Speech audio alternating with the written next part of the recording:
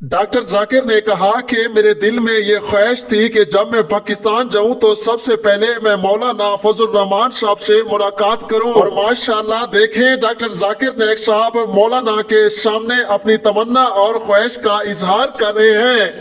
اور مجھے انگریزی زبان پہ مہارت ہے، اردو میں نہیں، تو اگر کوئی غلطیاں ہوئی تو اس کے لیے معذرت چاہتا ہوں، اور امید ہے کہ آپ اسے نظر انداز کریں۔ سب سے پہلے میں شکریہ ادا کرنا چاہتا ہوں مولانا فضل الرحمان کا، اور جیسے میں اندر کہا کہ میری وہ تمنا تھی ان سے ملوں، اور وہ آج پوری ہو گیا اللہ کا شکر۔